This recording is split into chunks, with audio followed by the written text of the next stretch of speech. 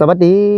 FC ทางฝั่งไทยฝั่งลาวเนาะวันนี้ก็มาพบกับบ่าวยอดเช่นเก่าเช่นเคยพี่น้องถือว่าวันนี้บ่าวยอดจะมาถ่ายภาพบรรยากาศที่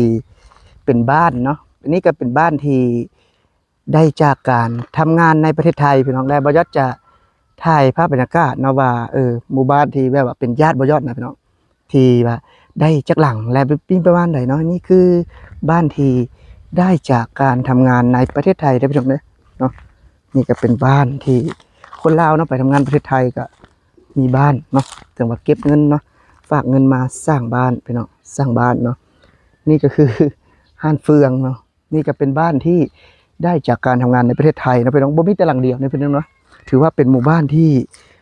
ได้เงินเนาะจากการทำงานในประเทศไทยเยอะมากอันนี้ยังบ่ทันขึ้นอยู่พี่น้องเพราะว่าเพิ่นยังอยู่ประเทศไทยอยู่เนาะไม่ใช่แค่หลังเดียวนะพี่น้องเนาะบ่แม่นแค่หลังเดียวเด้อเดี๋ยวบ่อยากจะถ่ายให้เบิ่งหลายๆหลังพี่น้องบ่แม่นแต่หลังเดียวเด้อเนาะหลังข้างหน้าก็แม่นเดี๋ยวบ่อยากจะถ่ายเบิ่งพี่น้องเนาะบ่อยากจะถ่ายให้เบิ่งเนาะ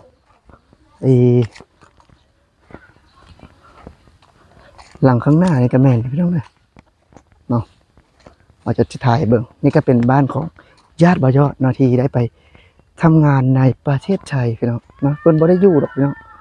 นี่คือภาพบรรยากาศเนาะนี่ก็เป็นบ้านที่ได้จากการทำงานในประเทศไทยเนาะถือว่าตอนนี้เพิ่นยังอยู่ไทยเพิ่นปิดไว้เนาะเพิ่นปิดไว้เพราะว่าบ่มีใครอยู่พี่น้องอันนี้ก็จากการทำงานในประเทศไทยถือว่าได้หลายหลังพี่น้องหลังนั้นก็แม่นพี่น้องหลังนั้นก็แม่นนะที่กำลังสร้างขึ้นพื้นที่ตรงนี้พี่น้องจากการทำงานในประเทศไทยเนาะถือว่ายังบ่ทันเสร็จสมบูรณ์พี่น้องส่วนมากก็จะประมาณนี้พี่น้องประมาณนี้เนาะประมาณนี้นะอันนี้ก็เป็นทางด้านหลังบ้านพี่น้องเป็นทางด้านหลังบ้านเนาะถือว่าเยอะมากๆเดี๋ยวจะพาไปเบิ่งเนาะบ้านของป้าอีกหลังหนึ่งถือว่าไม่ใช่แค่บ่าวยอดคนเดียวเนาะพี่น้องเนาะที่ได้จากการไปทำงานในประเทศไทยเนาะหลายหลังที่บ่าวยอดได้เห็นอยู่ในบ้านบ่าวยอดนะ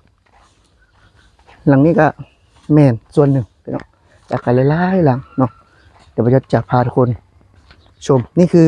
ถนนบ้านบ่าวยอดเนาะนี่คือเป็นถนนบ้านบ่าวยอดและบ่าวยอดจะเข้าไปเบิ่งบ้านป้าเนาะหลังนี้ก็ทำงานในประเทศไทยพี่น้องเนาะหลังนี้ก็เป็นบ้านทำงานจากประเทศไทยเนาะเดี๋ยวบ่าวยอดจะเข้าไปตรงนี้พี่น้องค่อนข้างที่จะรกมากๆพี่น้องเพราะว่าบ้านนี้ก็ไม่มีคนอยู่แล้วเนาะยังเนาะพื้นที่เงินที่ไปทำงานในประเทศไทยเนาะบ้านหลังนี้ก็แม่นนะพี่น้องเนาะบ้านหลังนี้ก็ทำงานจากประเทศไทยเนาะตอนนี้ป้าบ่าวยอดก็ยังอยู่ฝั่งประเทศไทยอยู่พี่น้องเนาะยังทำงานประเทศไทยอยู่อันนี้เป็นบ้านเก่าเพิ่นพี่น้องทุบทิ่มเนาะเพื่อสร้างหลังนี้ขึ้นมาใหม่พี่น้องปกติก็เป็นบ้าน2ชั้นอยู่นี่เนาะแต่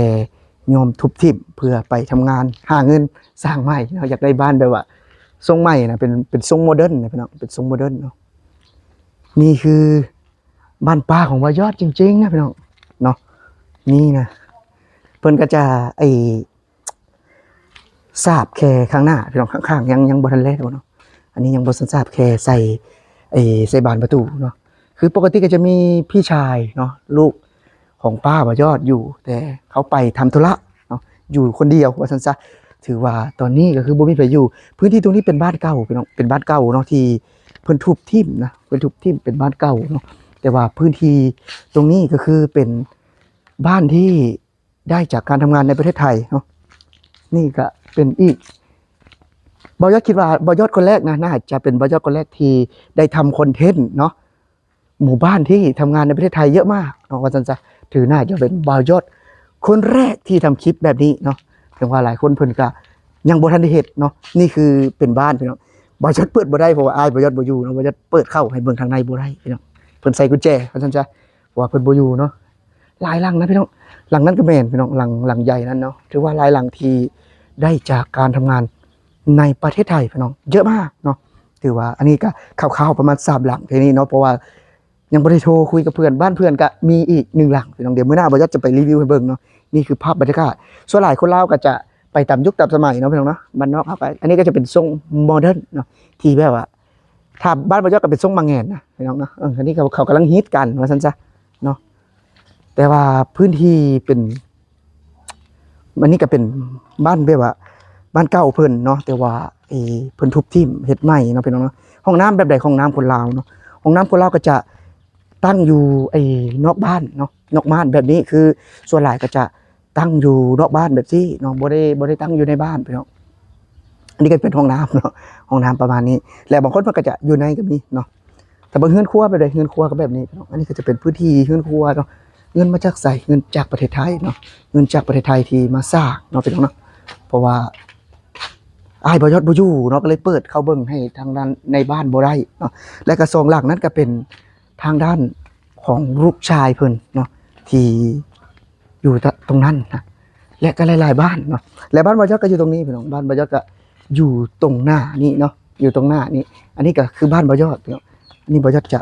ให้เบิ่งเลยนะอันนี้ก็ได้เนาะบ่ยอดก็เดินไปเรื่อยๆนะพี่น้องเนาะนี่ก็จะเป็นบ้านบ่ยอดเนาะทางด้านหน้าเนาะก็จะเป็นบ้านบ่ยอดเนาะถือว่าหมู่บ้านเงินที่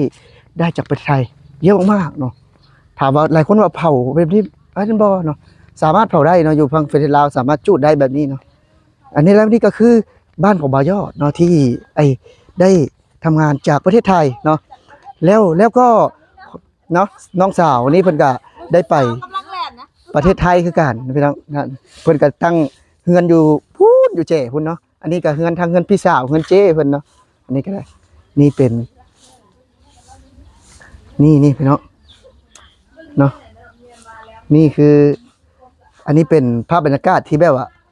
มันหกพี่น้องก็เลยแบบว่าเห็นภาพบรรยากาศตรงนี้อันนี้คือบ้านของบ่าวยอดเองเนาะที่ไปทำงานพี่น้องก็สร้างประมาณนี้แหละก็ยังบ่ทันได้แล้วเสร็จสมบูรณ์เนาะนี่คือเป็นพื้นที่เนาะเผาขยะอยู่พี่น้องเผาขยะอยู่เนาะเพราะว่ามันขยะคือว่าทำความสะอาดเนาะอันนี้ก็เป็นทางด้านเฮือนครัวเนาะก็หลายๆหมู่บ้านที่แบบว่าเฮาได้เห็นเนาะที่ไปทำงานในประเทศไทยอันนี้ก็เป็นบ้านบ่าวยอดเนาะที่ได้ทำงานจากประเทศไทยพี่น้องอันนี้เว้าได้เลยเนาะว่าบ่แม่นแต่บ้านบ่าวยอดบ้านเดียวนะพี่น้องหลายๆบ้านที่บ่าวยอดได้ถ่ายให้เบิ่งเนาะอันนี้ก็จริงๆนะพี่น้องถ้าหากว่าปกติคือคนลาวเฮ็ดหยังเนาะพี่น้องเนาะปกติก็เพิ่นก็จะมาชุมนุมแบบนี้นะพี่น้องชุมนุมแบบนี้นั่งเว้านั่งจากันแบบนี้ก็จะมีผู้แซ่ผู้สาวผู้เฒ่าเนาะหลายคนพี่น้องคือสาวเสื้อดำนั่นก็นี่เพิ่นอยากได้ผู้บ่าวอยู่ติดต่อมาเลยพี่น้องนี่ติดต่อมาเลยเสื้อสีนี้ก็ผู้ใดสนใจผู้ใดอยากเบิ่งบ่ว่างามบ่เนาะบ่อยากจะให้เบิ่งเนาะบ้านเด้ออันนี้ก็มีผัวแล้วผู้นี้พี่น้องขายออกแล้วผู้นี้ยังน้อยอยู่ยังแม่ยังบ่ให้มีผัวผู้นี้นะนะ